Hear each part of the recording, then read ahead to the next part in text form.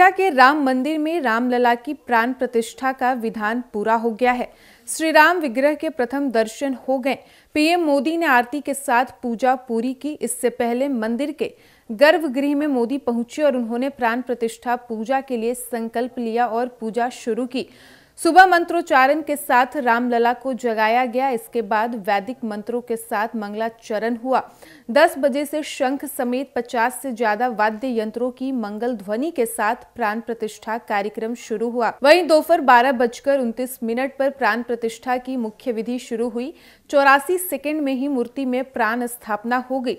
प्राण प्रतिष्ठा के बाद मंडप में वसुधारा पूजन होगा। ऋग्वेद और शुक्ल यजुर्वेद की शाखाओं का होम और परायण होगा। इसके बाद शाम को पूर्णाहुति होगी और देवताओं का विसर्जन किया जाएगा। इस महोत्सव में होने वाली वैदिक क्रियाएं और शुभ संस्कार 16 तारीख से ही शुरू हो गए थे। पहले दिन प्रायश्चित होम यानी पवित्रीकरण की क्रिया हुई। इसके बाद कलश पूजन और मूर्ति की शोभा यात्रा हुई।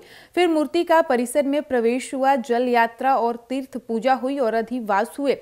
मूर्ति की पवित्रता और शक्ति बढ़ाने के लिए मूर्ति को जल, घी, औषधि, केसर, शहद, फल, अनाज और सुगंधित चीजों में रखा गया।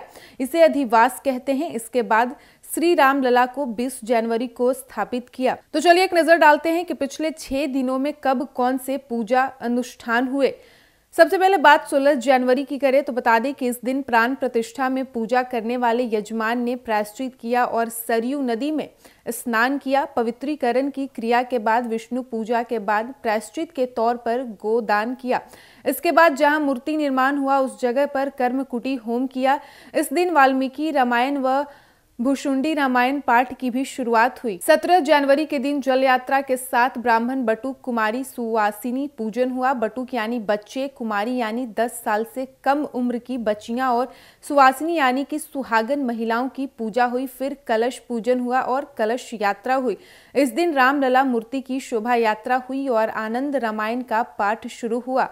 18 जनवरी के दिन रामलला जहां विराजमान होंगे उस जगह की पूजा भी की गई।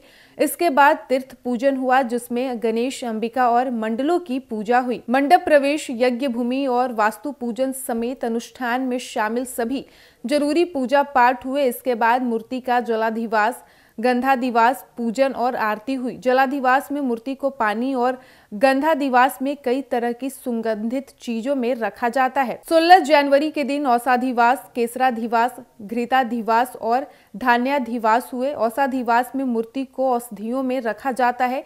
केसराधिवास यानी केसर में, घृताधिवास यानी मूर्ति को घी में और धान्याधिवास का मतलब मूर्ति को कई तरह के अनाजों में रखा जाता है। माना जाता है कि गढ़ाई के वक्त मूर्ति पर चोट होने पर लगने वाले दोष और अशुद्धियां इन अनुष्ठानों से दूर हो जाती है। इस दिन अग्नि से प्रकट अग्नि की नवकुंडों में स्थापना हुई। फिर हवन, वेद पारायण और रामायण पारायण हुआ। वहीं 20 जनवरी के दिन मंदिर के प्रांगण में 81 कलशों की स्थापना और पूजा हुई। इसके बाद सुबह शक्राधिवास और फलाधिवास की क्रिया हुई। 21 जनवरी की यदि बात करें तो इस दिन पहले टेंट, फिर अस्थायी मंदिर में विराजमान रही रामलला की पुरानी मूर्ति नए मंदिर में ले जाकर स्थापित की गई। इस दिन सुबह मध्याधिवास और शाम को शय्याधिवास हुआ।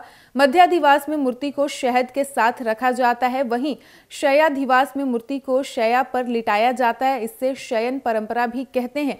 शयन से पहले शाम की पूजा और आरती हुई।